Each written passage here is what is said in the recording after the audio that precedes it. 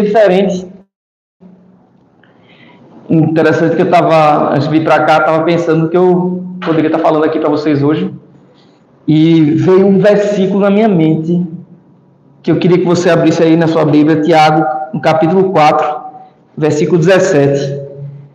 Tiago 4,17 diz assim: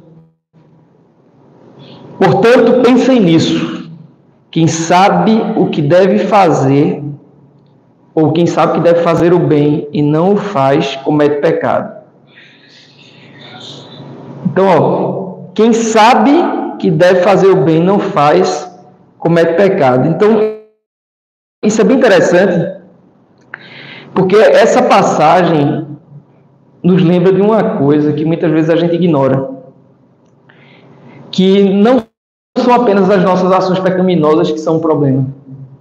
Muitas vezes o problema do pecado está na omissão.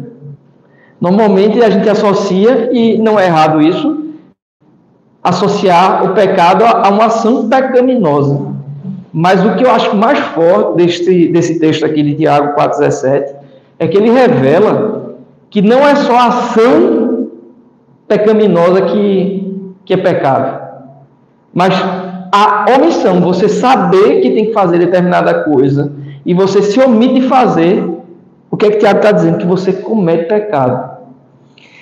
E isso é bem curioso, principalmente num contexto como esse. No último culto que a gente teve aqui, eu falei sobre descansar.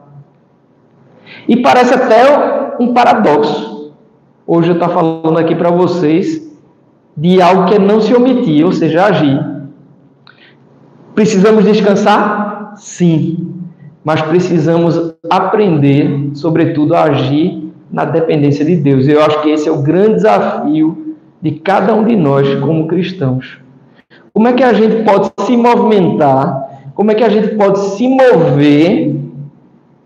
Ou seja, não ser omisso, porque aquele que sabe o que deve fazer e não faz, comete pecado. Então, pecado não é só você cometer um ato pecaminoso. Ou seja, o pecado não está só na ação.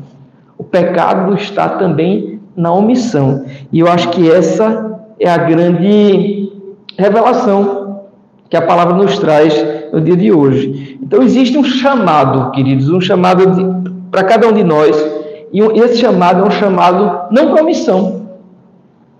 É um chamado para ação. Mas agir de qualquer jeito, não. Um chamado para agir no direcionamento de Deus. Por isso que nós precisamos aprender a ter um relacionamento íntimo com o Senhor, para que possamos ter revelação dos passos que devemos adotar. Porque é muito comum. Normalmente Deus nunca dá o caminho inteiro.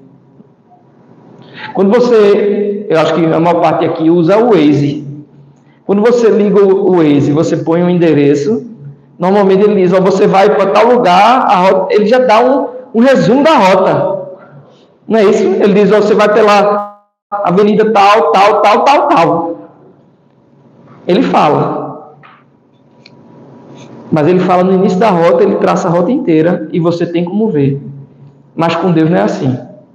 Quando ele chamou, por exemplo, Abraão, ele disse, Abraão, sai da tua parentela, sai do lugar que você está, da posição de comodismo que você vive, e você venha para o lugar que eu vou te mostrar.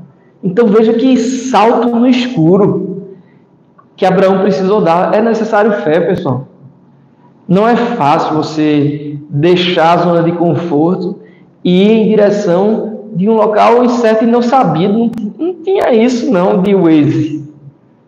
Então Abraão saiu na dependência de Deus. Ele acertou em vários momentos, mas também ele cometeu erros. Porque cometer erros é da natureza humana. E muitas vezes hoje estava falando com uma pessoa e não conheço a vida dela com profundidade, mas no pouco que a gente conversou, me ocorreu uma coisa: o perfeccionismo. A gente tem que ter muito cuidado com o perfeccionismo, porque o perfeccionista ele não aceita erros, falhas, e muitas vezes o perfeccionista fica doente com ele próprio quando algo não sai do jeito que, no conceito perfeccionista, deveria ser, no conceito dele, né, do perfeccionista, deveria ser. Então isso é um problema. E a gente precisa entender que nós, como seres humanos, somos falíveis. Somos falíveis. Mas somos chamados para acertar. Então o primeiro chamado que a gente tem é um chamado para ação. E eu queria que você abrisse a sua Bíblia em Mateus, no capítulo 25, a partir do versículo... Mateus, capítulo 25, deixa eu ver aqui, versículo 35. Então, Mateus, no capítulo 25, versículo 35, diz, Jesus falando, porque eu tive fome e me destes de comer, eu tive sede e me destes de beber, eu era forasteiro e me hospedastes, eu estava nu e me vestistes, enfermo e me visitastes, preso e foste-me ver. Então veja que coisa